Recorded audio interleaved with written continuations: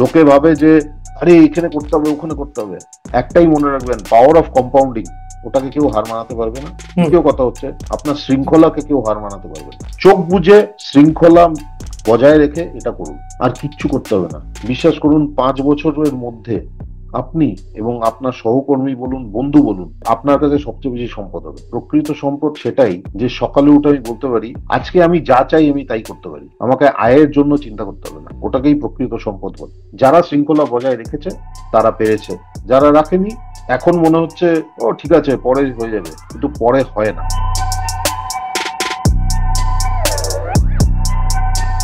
নমস্কার এবং শুভ সন্ধ্যা সকলকে। আবার সোমবার আমরা বিনিয়োগে বসতে লক্ষ্মীর নতুন একটি পর্ব নিয়ে হাজির হয়েছি। আজকের পর্বটি মূলত আমরা এমন একটি বিষয় নিয়ে আলোচনা করব, যে বিষয়টা সকলেই জানে। মানে প্রশ্নগুলো সহজ, ওর উত্তরও তো জানা, কিন্তু উত্তর জানা সত্ত্বেও মানুষ সেটা নিয়ে কোনো রকম কোনো কাজ করে না। আহ, আহ, এমন কিছু বিষয় আছে, এমন কিছু মানে গুরুত্বপূর্ণ বিষয় আছে যেগুলো জীবন থেকে বাদ দিয়ে মানুষ জীবনটাকে উপভোগ করার কাজে ব্যবহার করেন, কিন্তু সেই উপভোগটা পরবর্তীকালে যে কি দুর্ভোগে পরিণত হয় সেটা যারা ভুগেছেন তারা একমাত্র জানবেন। তো হিন্দিতে একটা প্রবাদ আছে, যেটা আজ করতে হবে সেটা এখনই করো, যেটা কাল করতে হবে সেটা আজ করো। তাহলে আজ যেটা করতে হবে সেটা হলো বিনিয়োগ। বিশেষত যারা নব্য চাকরি মানে প্রাপক, যারা নতুন চাকরি পেয়েছেন, তাদের উদ্দেশ্যে আমরা আজকের এপিসোডটি মানে উৎসর্গ করতে চাইবো বেসিক্যালি। আমার সঙ্গে রয়েছেন কৌশিক ঘোষ স্যার। অনেক অনেক অনেক ধন্যবাদ স্যার, আপনি আবার আমাদের সঙ্গে যুক্ত হয়েছেন এই বিষয়ে আলোচনা করার জন্য। নমস্কার, ধন্যবাদ। আশা করি আপনিও মানে একমতই হবেন, মানে এই ক্ষেত্রে যে আহ, মানে অনেকেই বোঝেন বিষয়টা, এমন নয় যে তারা বোঝেন না বা তারা জানেন না, তারা ওয়াকিবহাল নন, কিন্তু তা সত্ত্বেও তারা এই ভুল বারবার করে চলেছেন, বছরের পর বছর ধরে করে চলেছেন। আহ মানে কেন, এর কারণটা কি বলে মনে হয়? প্রথমেই একটা জিনিস বলি। আহ, আমার যখন 25 বছর বয়স ছিল, হ্যাঁ, আমিও তখন কারোরই কথা শুনিনি। তাই এখনকার 25 বছর কেউ এই এই পর্ব যদি দেখে দেখে, তাহলে ঠিক তার একই যে মনোবৃত্তি হবে না, সেটা বলা খুব কঠিন। যে ঠিক, এরা কি বলছে, এরা কি জানে। ওই ওই বয়সে আমিও বলেছিলাম, হয়তো ঠিক, তুমিও বলেছিলে, আমি জানি না। ঠিক, ঠিক, ঠিক। এটা হচ্ছে বয়সের সমস্যা। হুম, যখন 25 বছর বয়স, সদ্য চাকরি পেয়েছি, তখন মনে হয় পৃথিবীটা আমার, ভবিষ্যৎ এত উজ্জ্বল, পৃথিবীটা আমার। তার কারণ হুম, হচ্ছে কম বয়স। তখন যৌবনের যেটাকে যৌবনের জোশ বলে, সেটা হুম, সব আছে। হুম। চাকরিও পেয়েছি, নিজের টাকাও অর্জন হচ্ছে, উপার্জন হচ্ছে।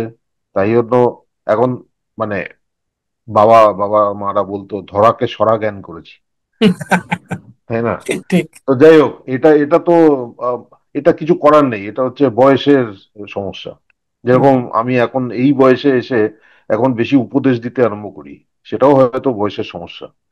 যাই হোক, হুম, এই পর্ব খুব কঠিন, রজত, কেননা একজন 25 বছর বয়স, 25, সদ্য চাকরি পেয়েছে, তাকে উপদেশ, আমি বলবো না যে আমি উপদেশ দিচ্ছি।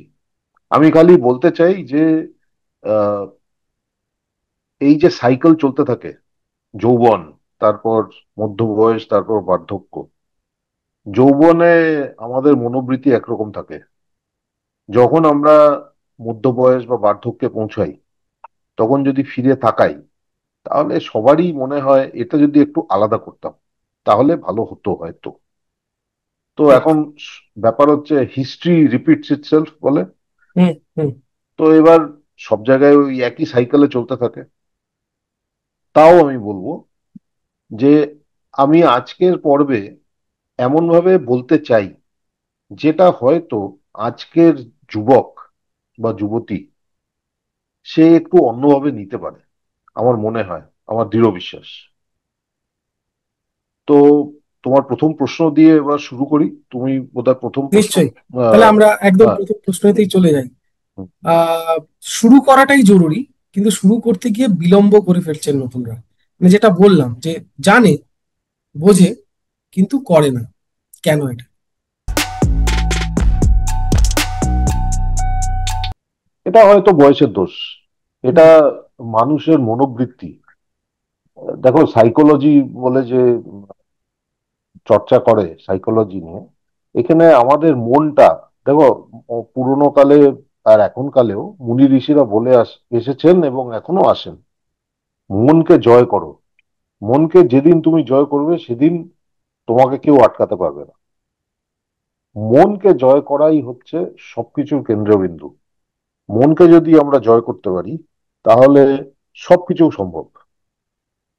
ওটার জন্য দরকার নেই যে আমাকে জন্ম থেকে ধনী, আমি জন্ম থেকে ধনী, মানে মহেন্দ্র সিং ধোনি নই, ধনী, ঠিক হুম আছে, বা আমার চাকরি পেয়েছি, অনেক টাকার মাইনা, এটার মানে নয় যে ধন থাকলেই যে ধনী হয়, এটা কিন্তু হুম। এটা কিন্তু সত্যি নয়। অনেকে ঠিক। আছে যার আয় কম, কিন্তু 30 বছর বয়সে সে প্রকৃত ধনী।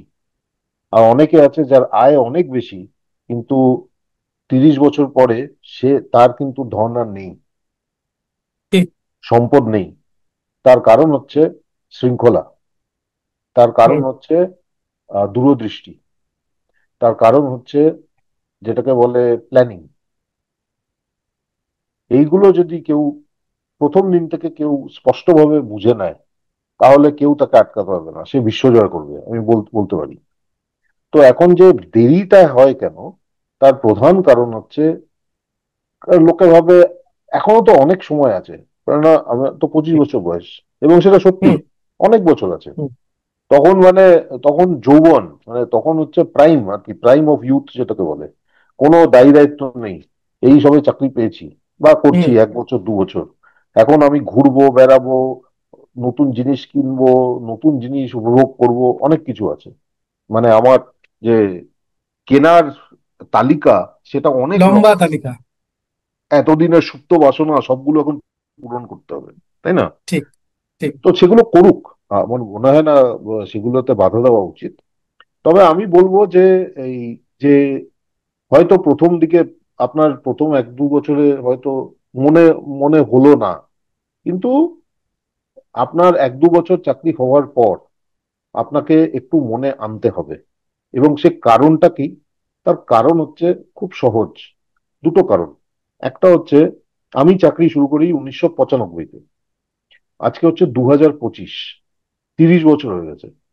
এই 30 বছরে অনেক পরিবর্তন হয়েছে। আমাদের দেশের পরিবর্তন হয়েছে, বিশ্বের পরিবর্তন হয়েছে, আহ কর্মক্ষেত্রে পরিবর্তন হয়েছে, আপনার প্রযুক্তিতে পরিবর্তন হয়েছে, টেকনোলজি এটাকে বলে, মানে সবকিছুতে। আমি যখন চাকরি শুরু করি তখন পেজার সবে শুরু হয়েছে। আমরা মোবাইল ফোন নিয়েছি যখন ইনকামিং ফ্রি হয়, সেটা হচ্ছে দু হুম। হাজার দুইতে বোধহয়। এবং তখনকার দিনে ওরকমই মোবাইল হবে। ফোন খুব বেসিক একটা মোবাইল ফোন ছিল। আজকে যে 25 বছর বয়স, যে সদ্য চাকরি পেয়েছে, তার জন্ম কিন্তু 2000 সনে। হুম সে কিন্তু যতদিন না তার বোধ হয়েছে, সে সবসময় সবকিছু দেখেছে, সে মোবাইল ফোনও দেখেছে, সে ইন্টারনেট দেখেছে, সে সবকিছু, টিভি দেখেছে, সবই দেখেছে। এমন কিছু নেই যে সে দেখেনি। তাই ঠিক। জন্য তার কাছে এগুলো খুব একটা বড় জিনিস নয়। হুম অনেকের ক্ষেত্রে কি হয়, আমরা এরকম ছোটবেলায় এসি বলতে কি সেটা জানতাম না। হুম হুম। আজকে অনেকেই ছোটবেলা থেকেই এসি ছাড়া থাকতে পারে না। একদম। আমরা যখন হোস্টেলে যেতাম, তখন হোস্টেলে মানে খুব একটা ভালো যে কোয়ালিটি হোস্টেল ছিল তা নয়। আজকে ছেলেমেয়েরা ওই হোস্টেলে গিয়ে থাকতে হয়তো পারবে না। ঠিক। এটার ভুল কিছু নেই। এটা দেখুন, দেশের সার্বিক উন্নতি যখন হয়, আমাদের স্ট্যান্ডার্ডও বাড়তে থাকে, আমাদের এক্সপেকটেশন বাড়তে থাকে যে ভালো, আমি কোথাও যাব ওটা ভালো হবে নিশ্চয়ই। এখন যেরকম আমরা কোথাও যদি বেড়াতে যাই, একটা ন্যূনতম আমাদের একটা পরিমাপ চাই না? ঠিক। হোটেল যেখানে আছি বা যেখানে যাচ্ছি বেড়াতে, একটা চাই। খাবারের মান থেকে শুরু করে সবকিছু আর কি। তো এবার খালি দুটো জিনিস মনে রাখতে হবে এখন, যেটাকে যেটা ভবিষ্যতের জন্য খুব ভালোভাবে বুঝে নিতে হবে। এক, আমাদের আয়ু বেড়ে যাচ্ছে, লাইফ এক্সপেক্টেন্সি যেটাকে বলে সেটা বেড়ে যাচ্ছে। দুই, মুদ্রাস্ফীতি, যেটা আগের পর্বে আমরা খুব অনেকক্ষণ ধরে আমরা ওই নিয়ে বিশ্লেষণ করেছি। মুদ্রাস্ফীতির কবলে পড়ে কি হচ্ছে, যে আমাদের যত না আয় তার চেয়ে বেশি ব্যয় হয়ে যাচ্ছে। তাতে কি হয়, যারা আয় আর ব্যয়ের যে যে আহ, কি বলবো, ব্যালেন্স, যে আয় কত সেই অনুযায়ী ব্যয় করব আর কিছুটা সঞ্চয় করব, তারপর সেই হুম। সঞ্চয়টা বিনিয়োগ করব, হুম। যারা এটা তাড়াতাড়ি করতে আরম্ভ করে তারা কিন্তু ভবিষ্যতে তারাই মুদ্রাস্ফীতিকে হার মানাবে। যত দেরিতে শুরু হবে তত মুদ্রাস্ফীতি আপনাকে হারিয়ে দেবে। আর আরেকটা ঠিক। কথা, তৃতীয় কথা হচ্ছে, প্রযুক্তি বিদ্যার জন্য, প্রধানত এআই, আর্টিফিশিয়াল ইন্টেলিজেন্স, ওটার জন্য অনেক, যেগুলোকে অফিসের চাকরি বলে, হুম। হোয়াইট কলার জব, হুম। অনেক হোয়াইট কলার জব কিন্তু আর থাকবে না। ঠিক। আজকে যারা ধরে নিন ইঞ্জিনিয়ার হয়ে বেরোচ্ছে, তারা 10 বছর আগেও ভাবতো আমি সফটওয়্যারে ঢুকবো, বিদেশে যাব, টাকা কামাবো, আসবো বা ওখানেই থাকবো, যাই হোক। আজকে কিন্তু অনেক কারণে সেই সেই স্বপ্নটা নেই। এই গতকালই না। মার্কিন যুক্তরাষ্ট্র যত স্টুডেন্ট ভিসা ইন্টারভিউ আছে সেগুলো বন্ধ করে দিয়েছে। হ্যাঁ। ওরা বলছে আমাদের বাইরের লোক দরকার নেই, কারণ আমাদের নিজেদের লোককেই চাকরি দিতে পারছি না। চাকরি দিতে পারছি না, ঠিক। তো এরকম এরকম যদি মার্কিন যুক্তরাষ্ট্র চিন্তা ভাবনা করেন, তার মানে সব দেশই করছে। তার মানে করছে। কি? তার মানে হচ্ছে যে অনিশ্চয়তা আরো বেড়ে যাচ্ছে। ঠিক। একদিকে আপনার আয়ু দীর্ঘ, তার মানে আপনাকে বেঁচে থাকতে হবে অনেক দিন। আর বেঁচে ঠিকমতো থাকতে গেলে আপনার টাকা দরকার, টাকা পয়সা দরকার। একদম। দ্বিতীয় হচ্ছে, আপনার যে এককালে ছিল যে গ্রাজুয়েশন মানে স্নাতক, তারপর স্নাতকোত্তর করে ভালো চাকরি পাবো, 30 বছর ভালো উপার্জন করব, এখন কিন্তু সেটা অত নিশ্চিত নয়। না। কেননা আপনার কোম্পানি বন্ধ হয়ে যেতে পারে। হুম। আজকে যেরকম ব্যাংকিং সেক্টরে বা ইনভেস্টমেন্ট ব্যাংকিং সেক্টরে, যেটা খুব বিরাট মায়না দেয় এবং সেটা খুব, মানে সবাই ওর মধ্যে ঢুকতে চায় এমবিএ এর পর ধরে নিন, ওই সেক্টরেই দেখবেন আর 2 বছরের মধ্যে অর্ধেক চাকরি থাকবে না। তার কারণ হচ্ছে এআই ওদের চাকরি নিয়ে নেবে এবং নিয়ে নিচ্ছে। যেটা মার্চেন্ট ব্যাংকিং এ এত পাতার পর পাতা ডকুমেন্ট বানাতে হয়, সেটা যেটা হুম। একটা 5 জন মিলে 1 সপ্তাহ লাগে, সেটা হুম। একটা কম্পিউটার আজকে একদিনে করে দিচ্ছে। হুম। এবং কম্পিউটার তো মানুষ নয়, সে সারাক্ষণ কাজ করে যেতে পারে। তার তো হুম। ছুটি দরকার নেই, তার পিএফ দরকার নেই, তার মেডিকেল দরকার নেই, তাই না? তো এবার এই এই জিনিসটা কিন্তু আরো ক্রমশ বর্ধিষ্ণু, এই ব্যাপারটা। তাই জন্য এইটা একটা খুব বড় একটা ডেঞ্জার, যে ভবিষ্যতে আমার চাকরিটা থাকবে কি থাকবে না। তার মানে একদম। অনিশ্চয়তা বেড়ে যাচ্ছে, আমি যতই কোয়ালিফাইড হই। আজকে আমেরিকা কেন, ইন্ডিয়া মানে ভারতবর্ষেও এত এত ইঞ্জিনিয়ার চাকরি পাচ্ছে না। তার কারণ কি? তারা কি পড়াশোনা করেনি? তারা করেছে, কিন্তু যে চাকরি ভেবে ওরা করেছে পড়াশোনা, সেই চাকরি আর দরকারই নেই, একদম। তাই না? তো এবার প্রথম হচ্ছে বর্ধিষ্ণু আয়ু, দ্বিতীয় হচ্ছে আপনার অনিশ্চয়তা, আপনার চাকরি থাকবে কিনা তার কারণ হচ্ছে বিভিন্ন অনিশ্চয়তা, সে আন্তর্জাতিক অনিশ্চয়তা থেকে প্রযুক্তিবিদ্যার অনিশ্চয়তা, অনেক কিছু আছে। আর একদম। তৃতীয়ত হচ্ছে মুদ্রাস্ফীতি। হুম। এই তিনটে এই তিনটে কথা আপনাকে মনে রাখতে হবে, যে এখন অনেক বছর আমি বাঁচবো, তার মানে আমার কাছে পুঁজি থাকতে হবে।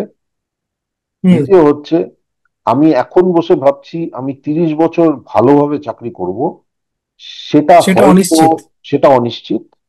আর তৃতীয় হচ্ছে, মুদ্রাস্ফীতির জন্য আমি যাই আয় করি আর যাই সঞ্চয় করি আর যাই বিনিয়োগ করি, সেটা মুদ্রাস্ফীতির জন্য অনেকখানি ক্ষয় হয়ে যাচ্ছে, একদম। দিনে দিন ক্ষয় হয়ে যাচ্ছে।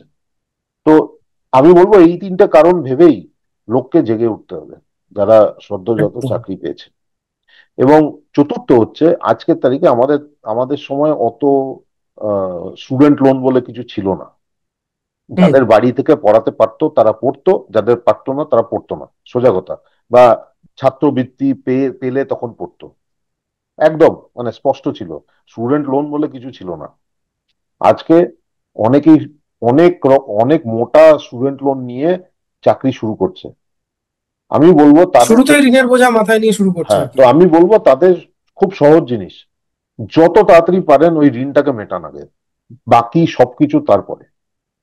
আগে ঋণ মেটান, তারপরে। তার কারণ হচ্ছে 100 টাকার যদি ঋণ থাকে আর ওটা ফেরত দেওয়ার মেয়াদ 10 বছর, মনে রাখবেন ওই 10 বছরে আপনি 100 টাকার জায়গায় 300 টাকা দেবেন। একদম। এক। দ্বিতীয় হচ্ছে, ওই 10 বছরে মুদ্রাস্ফীতির কবলে কি হচ্ছে, আপনার ওই যে 100 300 যেটা আছে না, ওটা হুম। ওটা আজকের তারিখের হিসাবে ওটা কিন্তু 600। হুম। ঠিক। তার মানে কি হচ্ছে, তার মানে এক হচ্ছে আপনি ওই কিস্তিতে দেওয়ার জন্য আপনি যেটা 100 টাকায় পেতেন ওটা 200 বা 300 টাকায় দিচ্ছেন। হুম। দ্বিতীয় কথা হচ্ছে যে 200 300 টাকা দিচ্ছেন, সেটা কিন্তু আখিরে গিয়ে আপনার 600 টাকায় দাঁড়াচ্ছে মুদ্রাস্ফীতির মুদ্রাস্ফীতির কারণে। জন্য। তো ঠিক। এইটা যদি মনে রেখে আপনি বলেন যে আমি আমার প্রথম মানে আর কিচ্ছু আমি দেখবো না, আমাকে পুরো আমার যে যত ঋণ আছে, স্টুডেন্ট লোন আছে, সব আগে মেটাবো, তারপর আমি শুরু হবে। এই ঠিক। চারটে জিনিস আমি বলতে চাই। তাহলে এই কথা ধরে আমরা যদি দ্বিতীয় প্রশ্নে চলে যাই, যে যে এর কারণটা কি, মানে এই আর্থিক বিষয় অজ্ঞতাটা কি এর প্রধান কারণ? আর যদি আমরা অজ্ঞতার কথাই বলি, তাহলে এই টাকা পয়সা বা আর্থিক বিষয়ে পরিচয় করানোর দায়িত্বটা আমার মনে হয় বাড়ি থেকেই হওয়া উচিত। সেক্ষেত্রে কি আমাদের যে পারিবারিক যে কাঠামো বা আমরা ছোটবেলা থেকে যে পরিবেশে বড় হই, সেটা কি মনে হয় অনেকাংশে দায়ী?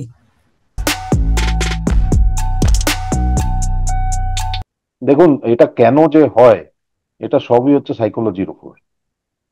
এবং এই এই বিষয়, এই প্রশ্নের উত্তর দিতে গিয়ে, মানে পরিবার নয়, এই যে মানুষ কেন এরকম ভাবে, কেন এরকম আর্থিক আহ, আহ, কি বলবো ডিসিশন নেয়, এটা কিন্তু বিশ্লেষণ করতে গিয়ে 3 4 জন নোবেল প্রাইজ পেয়েছে।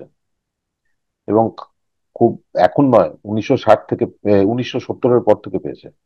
কাজ অনেক কাল আগে হয়েছে। সবই হচ্ছে সাইকোলজির উপর।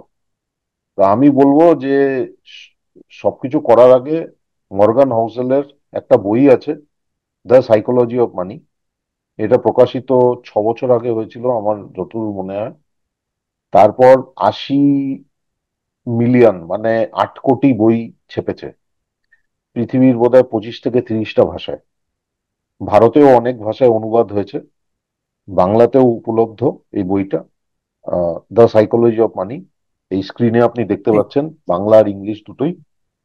আর যদি আপনার মনে হয় যে এই বইটা কিন্তু খুব সহজ বই, মানে খুব 250 টাকা দাম, খুব আনন্দে পড়তে পারবেন, মানে গল্পের বইয়ের মতো পড়া যায়। ঠিক। ঠিক। এবং রিয়েল লাইফ এক্সাম্পল দিয়ে বানানো এই লেখা এই হুম। বইটা। কিন্তু তাও যদি আপনার মনে হয়, কারণ আজকে আমাদের কি হয়েছে, হোয়াটসঅ্যাপ হোয়াটসঅ্যাপ আর স্ক্রিন আর রিল আর এইসব দেখে আমাদের তো ধৈর্য আর নেই। ঠিক। আমরা 10টা লাইন পড়ে বলি দূর, আর কত পড়তে হবে, তাই না? তো তার জন্য আমি একটা সারাংশ বানিয়ে দিয়েছি। এই সারাংশটাও আপনি দেখতে পারেন। এর মধ্যে দেখুন, আহ অভিভাবক মানে বাবা মা করেনি বা করা উচিত, নিশ্চয়ই করা উচিত। আমি আমি আমরাও আমাদেরও আমরাও করিনি আমাদের ছেলে মেয়েদের জন্য। কারণ আমাদের এখানে সবসময় এরকম ভাবে আমাদের বড় করা হয় যে যতদিন পড়ছো অন্য কিছুতে চিন্তা করো না, আর কিছু চিন্তা করতে হবে না। এবার কি হয়, 22 বছর বয়সে ধরে নিন আমি স্নাতক বা স্নাতকোত্তর করে আমি এবার সদ্য চাকরি শুরু করেছি। এবার হঠাৎ আমাকে মানে আসল পৃথিবীর সামনে হঠাৎ আমি দাঁড়িয়ে পড়লাম। জ্ঞান চক্ষু উন্মিলিত হয়ে গেছে আর কি। হ্যাঁ, তখন যে ধাক্কাটা আমরা পাই, সেটা সামলাতেই আমাদের 3 4 বছর চলে যায়। ঠিক। কেননা একটা জীবন যাপন করার জন্য খালি চাকরি তো নয়, না। আপনার জামা কাপড় ইস্ত্রিটা কে করে রাখবে, বা ইস্ত্রি, ঠিক।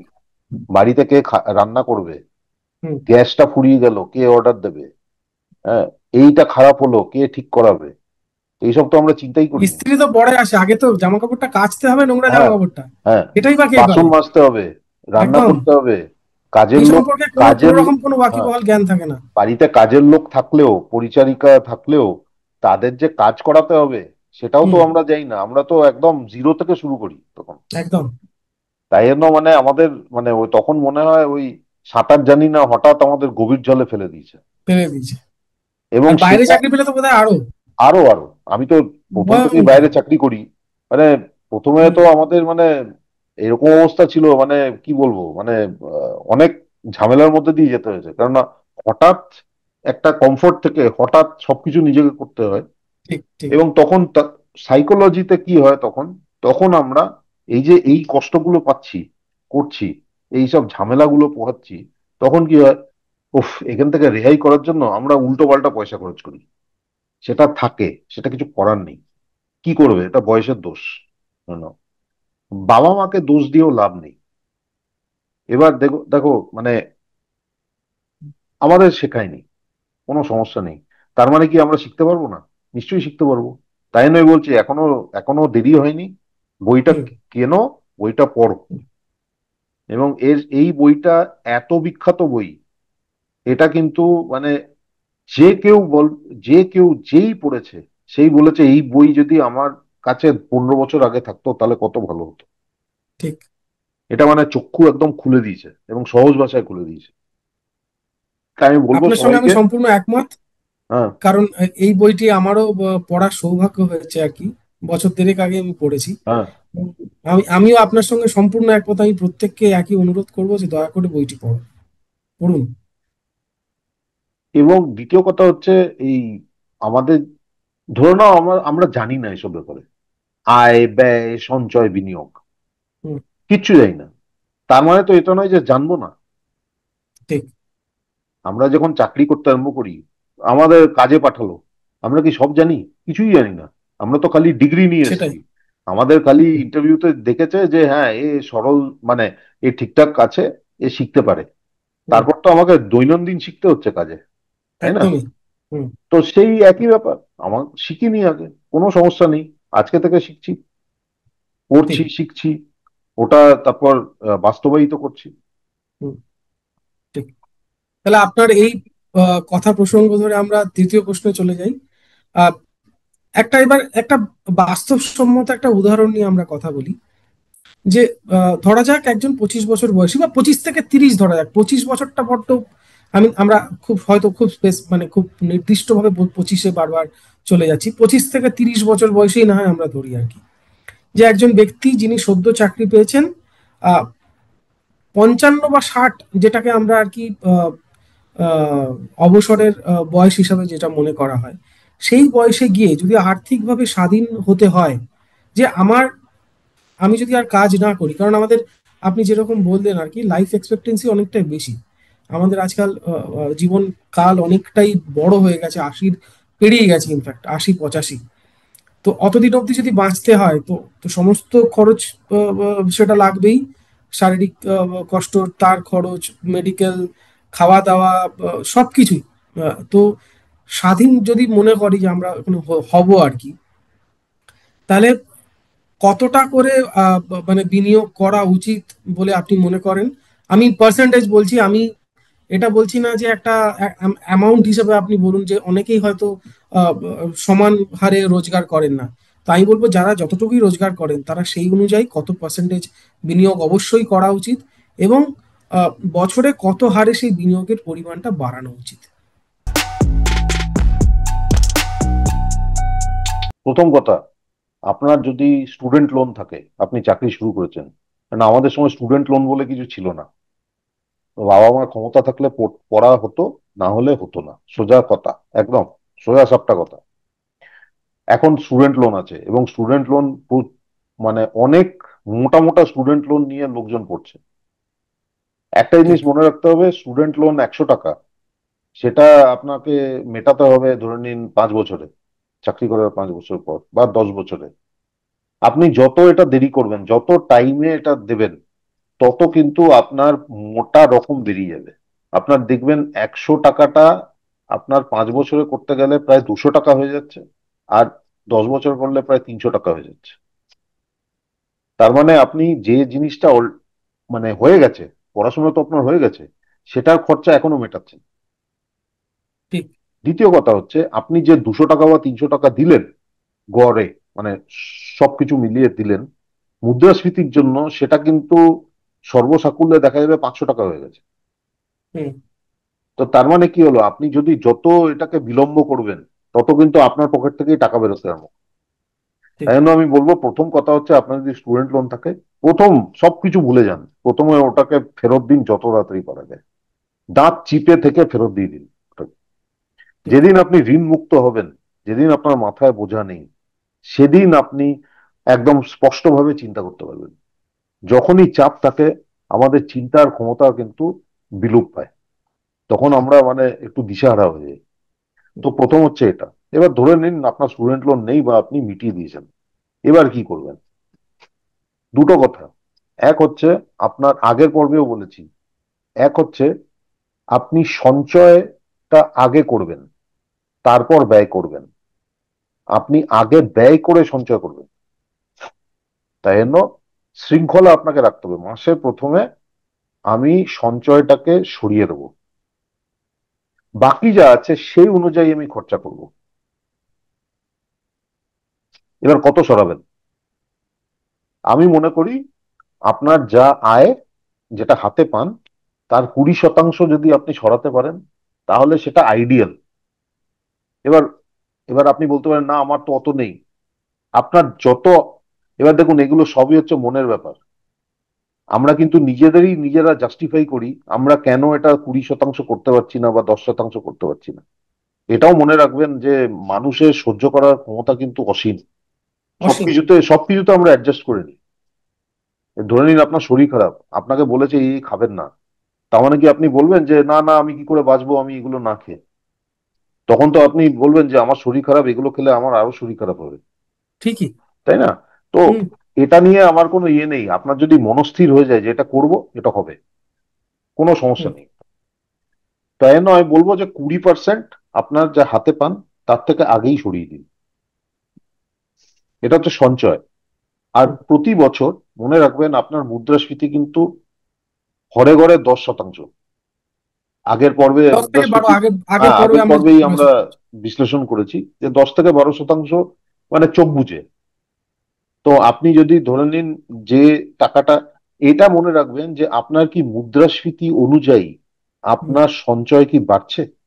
মানে ঠিক। ধরে নিন এই বছর আমি সঞ্চয় করলাম 1 লক্ষ টাকা, সঞ্চয় করেছি আমি, বিনিয়োগটা পরে আসছি, সঞ্চয় করেছি।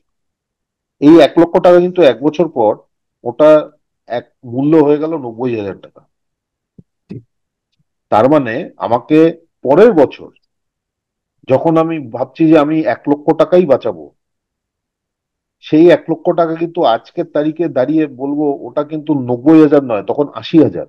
কেন? ঠিক। দ্বিতীয় বছরের আরো শেষে। 10,000 কমে গেছে মুদ্রাস্ফীতির দশ কারণে। নয়, ওই আরো 11 এরকম হয়তো কমবে, ধরে নিন 80,000।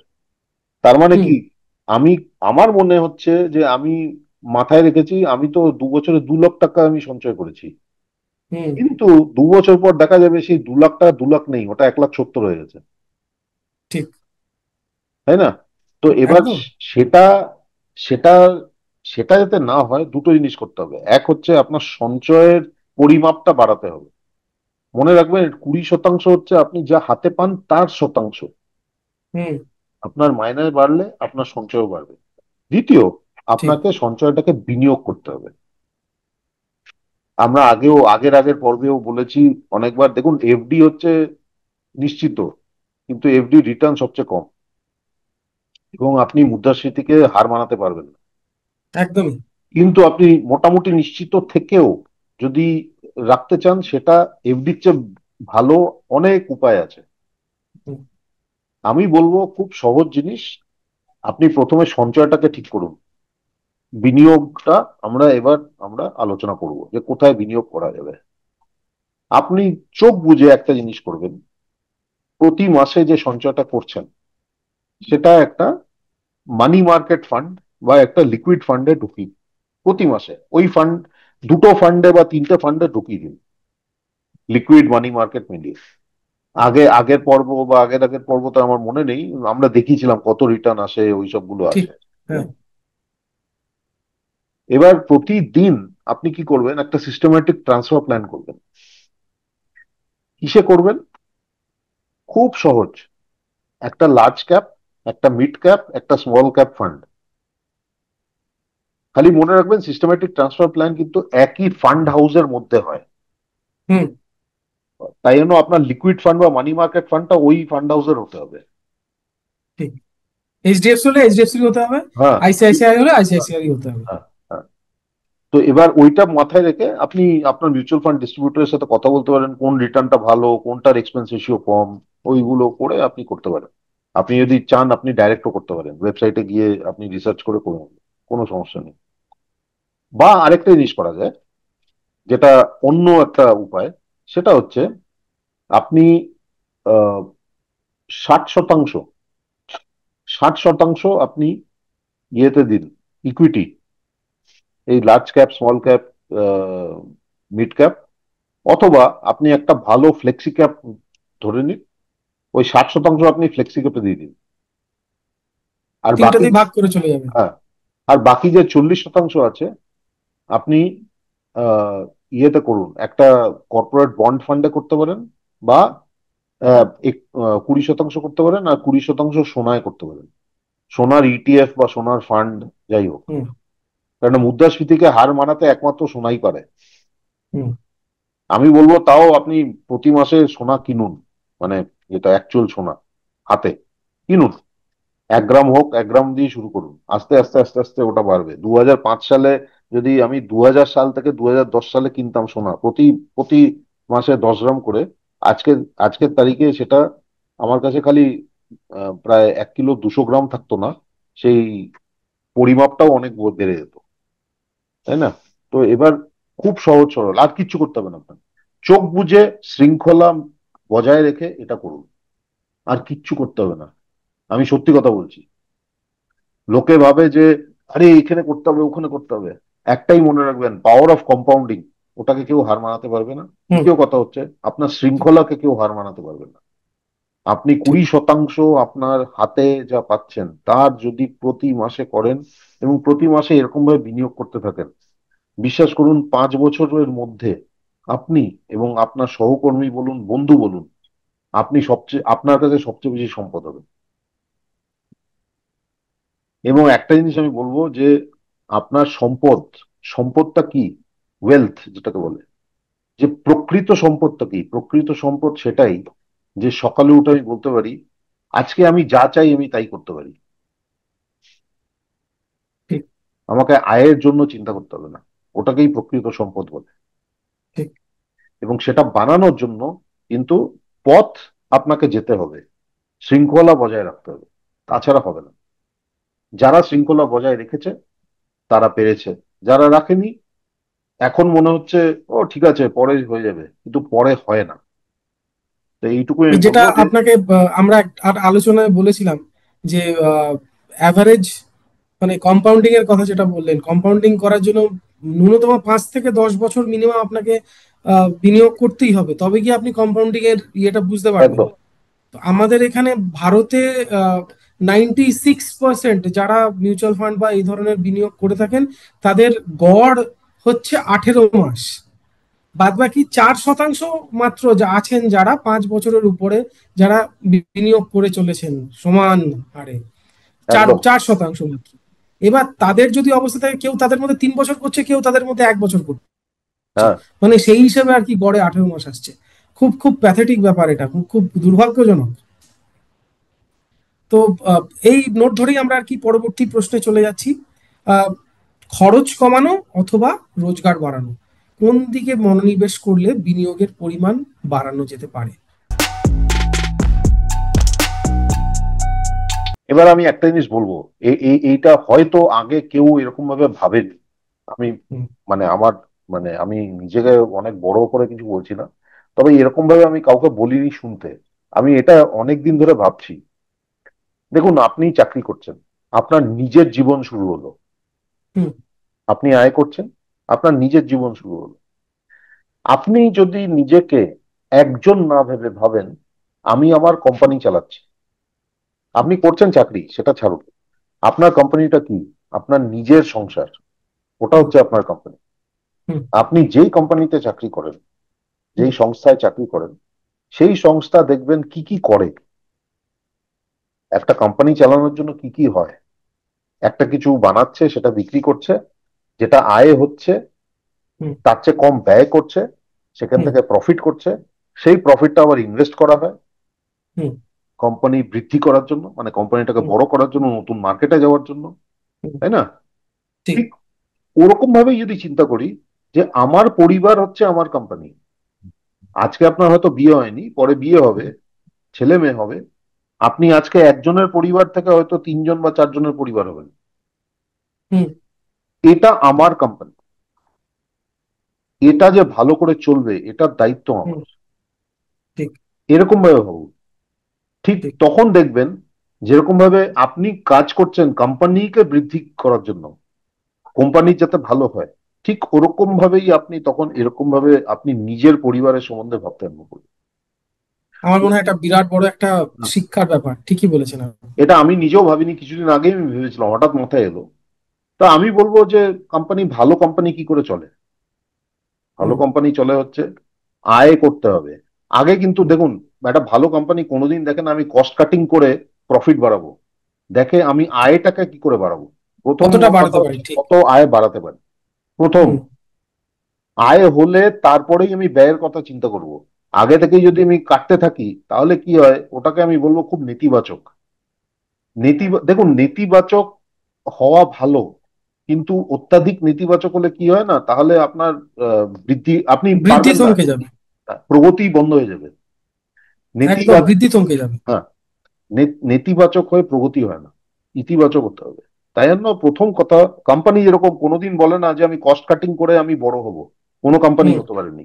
সেরকম ঠিক। ভাবে আপনি আয় ভাবুন, আয় বাড়াতে হবে, ব্যয় কতখানি সংযত রাখতে হবে সেটা তার পরের কথা, তার আগের কথা ঠিক। নয়। ঠিক।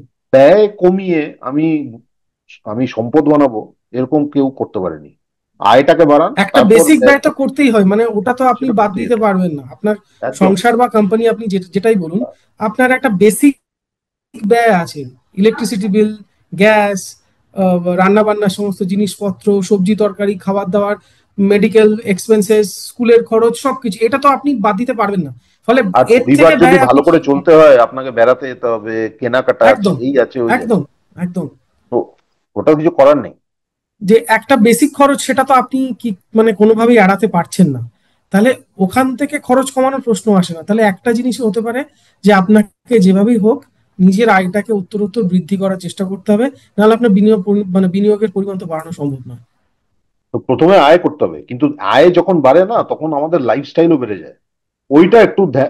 আপনাকে ধ্যান রাখতে হবে যে আমার লাইফস্টাইল, যেটা লাইফস্টাইল ইনফ্লেশন বলে, সেটা যেন হুম। হুম। না হয়। মানে তখন ঠিক। কি হয়, আরে ও এখানে খরচা করলাম, ওখানে খরচা করলাম। ওখানে ঠিক খরচা আছে, করা। হতেই পারে, আমি বলছি না, আমরা তো রোবট নই, কিন্তু মাঝে সাঝে হুম। হতেই পারে। কিন্তু তার মানে এই নয় যে সবসময় হবে। ওইটাকে তারপর, তাহলে খুব সমস্যা। হ্যাঁ, আয় বাড়াতে হবে, কিন্তু সেই পরিমাপে ব্যয় বাড়লে চলবে না। দেখুন, একটা কোম্পানি, আমি উদাহরণ দিচ্ছি, খুব সহজ উদাহরণ। একটা ফ্যাক্টরি বানিয়েছে, সেই ফ্যাক্টরির ক্যাপাসিটি হচ্ছে 1 লক্ষ প্রোডাক্ট বানানো, কিছু একটা আইটেম, হুম। 1 লক্ষ আইটেম বানানো। ঠিক আছে, এবার ফ্যাক্টরি কিন্তু যেই দিন 1 লক্ষ বানালো, রোজ বানাচ্ছে না, যেই দিন বানালো, এটা নয় যে তার পরের দিনই ভাবছে যে এটাকে, ফ্যাক্টরিটাকে আরো বড় করতে হবে।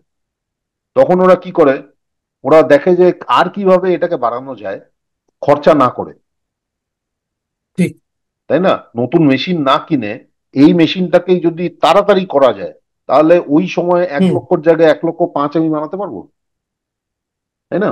ঠিক। ঠিক ওরকম ভাবেই আমাদের ভাবতে হবে। আমি তো বললাম, আপনার নিজের পরিবার হচ্ছে আপনার কোম্পানি, আপনি হচ্ছে ওই কোম্পানির কর্ণধার। এই কোম্পানির এই কোম্পানির মেয়াদ হচ্ছে আপনি যতদিন আছেন, ঠিক। এবং এই কোম্পানি যাতে সুস্থভাবে চলে, ভালোভাবে চলে, সেটার দায়িত্ব আপনার। আপনি যদি ঠিক। এরকম ভাবে চিন্তা করেন, দেখবেন স্পষ্ট হয়ে যাবে, কারণ আপনি চাকরিতে ওরকম ভাবেই চিন্তা করছেন, আমি কোম্পানির ভালো কি করে করবো, কোম্পানি কি করে বড় হবে, কোম্পানির আয় কি করে বেশি হবে, তাই না? বা আপনি যদি অ্যাকাউন্টস থাকেন তাহলে দেখবেন যে অ্যাকাউন্টসে কোথায় কোথায় আমি খরচাটা কমাবো, তাই না? ঠিক ঠিক। ওরকম হুম। ভাবেই আপনাকে চিন্তা করতে হবে। যেই মুহূর্তে আমরা চিন্তা হুম। করবো এইভাবে না, তাহলে আমি বলবো যে অনেক অনেক সমস্যার সমাধান হয়ে যাবে। আপনি আপনার ঠিক। কোম্পানির কর্ণধার। আপনার কোম্পানিকে, আপনার পরিবার। আপনার চাকরি চেঞ্জ হবে, আপনি একদিন অবসরপ্রাপ্ত হবেন, কিন্তু আপনি পরিবারকে তো বর্জন করে চলে যেতে পারবেন না, পাল্টাতে পারবেন না, ঠিকই। তাই না? তো আপনার কোম্পানি হচ্ছে আপনার পরিবার। ওই রকম ভাবে আপনি যদি চিন্তা করেন, আমার দৃঢ় বিশ্বাস, আপনার বয়স 25 হোক বা 30 হোক, আপনার এখন মনে হচ্ছে যৌবন আছে, এখন কিছু না, কিন্তু যেই মুহূর্তে আপনি এরকম ভাবে চিন্তা করবেন, দেখবেন আপনার একটা আউটলুক চেঞ্জ হয়ে গেছে। ঠিক, ঠিক। তাহলে আমার মনে হয় যে প্রত্যেকের কোম্পানি বা প্রত্যেকের সংস্থা নিয়ে একটু চিন্তিত হন। এবং চিন্তিত হওয়ার যথেষ্ট সঙ্গত কারণও আছে। তার কারণ, আহ, তার প্রধান কারণ মুদ্রাস্ফীতি, যেটা আমরা গত পর্বে আলোচনা করেছি। যদি কেউ না দেখে থাকেন, দয়া করে দেখবেন। আমার মনে হয় আমরা যতটুকু সম্ভব আপনাদের এই বিষয়ে জানানোর বা বোঝানোর চেষ্টা করছি যে আগামী দিন আর্থিকভাবে খুব বিপদে রয়েছেন। ফলে সেটা যদি না করেন তাহলে খুব সমস্যা হবে। তাহলে আপাতত এই পর্যন্তই। আবার সামনের সপ্তাহে আমরা নতুন একটি পর্ব নিয়ে ফিরে আসবো। আপাতত এই পর্যন্ত, নমস্কার। নমস্কার, ধন্যবাদ। আমাদের ভিডিও ভালো লাগলে লাইক এবং শেয়ার করুন। কমেন্ট সেকশনে গিয়ে জানান আপনাদের মতামত। আরও ভিডিও পেতে আমাদের চ্যানেল সাবস্ক্রাইব করুন এবং প্রতি মুহূর্তে খবরের আপডেট পেতে প্রেস করুন বেল আইকন।